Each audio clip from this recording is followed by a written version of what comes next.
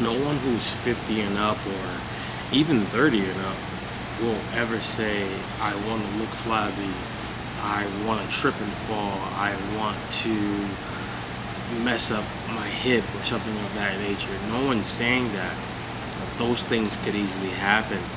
They usually could happen not because something's wrong with the person. It could happen because of maybe how they trained in the past, or maybe not training in the past and things of that nature.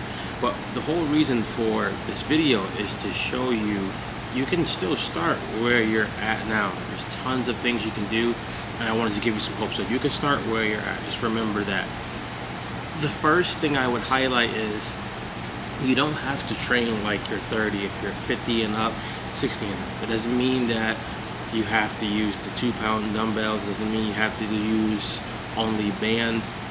It's just working around injuries you may have, or time you don't want to spend doing lots of training. A lot of training can be done with a 20 to 30 minute window a couple days a week and help you out greatly.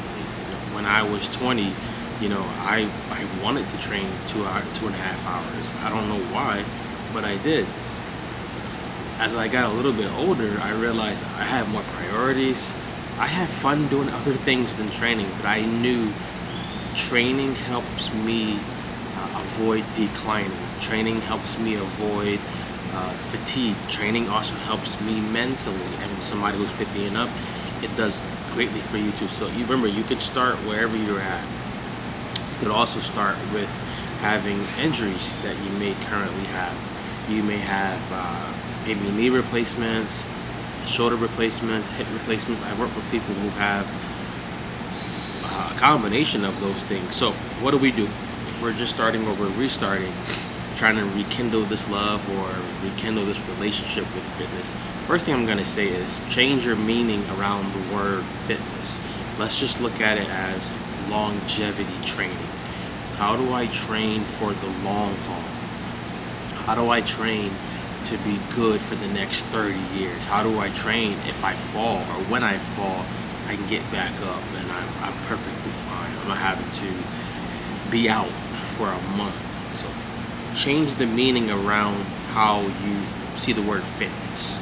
I would just literally even throw out the word fitness if you don't have a healthy relationship with it, and I would change it to longevity training. We run a program called the Anti-Decline System, where we are against declining. So we're anti-declining.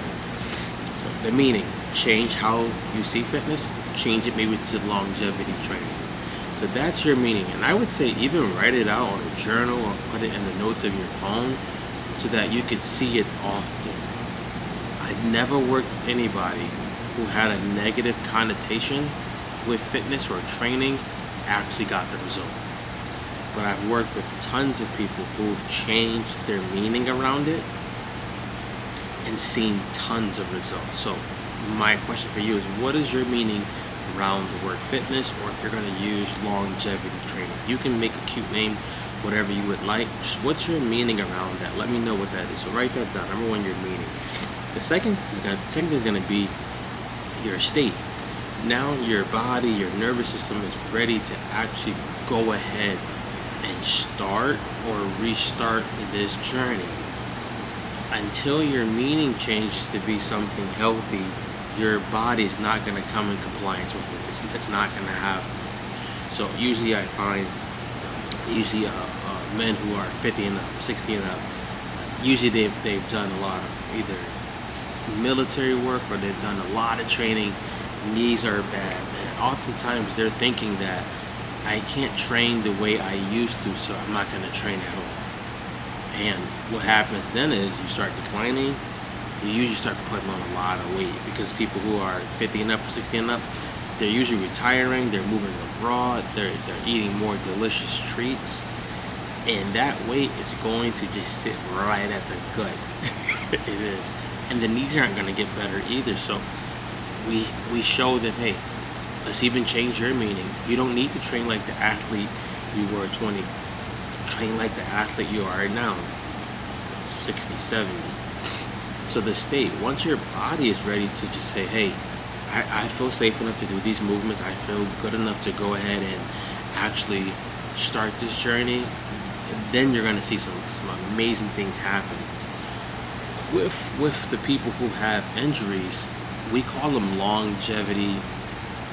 Uh, we call them longevity modifications, and the reason for that is we don't want you to think that just because you're modifying a movement that something's wrong with you. Nothing's wrong with you. You're not old. You're not less than because you're doing that. We call them that. Actually, we call them longevity upgrades. We call them longevity upgrades because you can do a version of the traditional movement and it still give you a great stimulus, which means it still gets you the results you need. Let's say, for instance, instead of doing big jumps onto a box, maybe you're doing step-ups, giving you the stimulus you need without all the stuff that you don't need at your age. So number one is the meaning. Write down, what is the meaning around longevity for me, or around fitness for me? Write that down.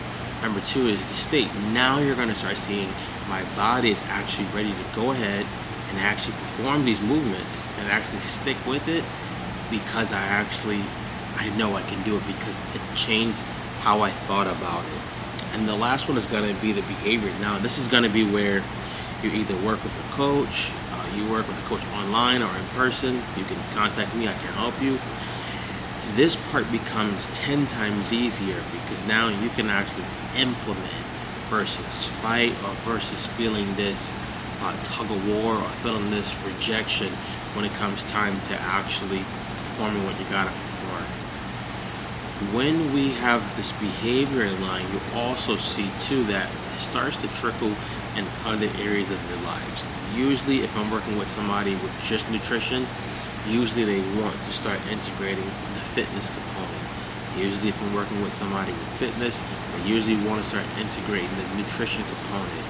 It's how the brain works. It starts to say, hey, what could be next for me? What else could I change? People who live abroad, who are taking longer walks. You start strength training, all of a sudden you probably can take longer walks, not feel out of breath. You probably can climb some stairs if you want to. You probably can swim a little longer. You can do things that you normally want to do better because you're better because of the choices that you're making. So let's just recap that again. Number one, the meaning. What does fitness mean to you? If you have a negative connotation with that, we want to solve that and get healthy around that first. Number two, realizing now that if I solve that, my state, my body, my nervous system is now going to be in agreement with the choice that I made, and I'm able to go ahead and perform it. And last one, behavior.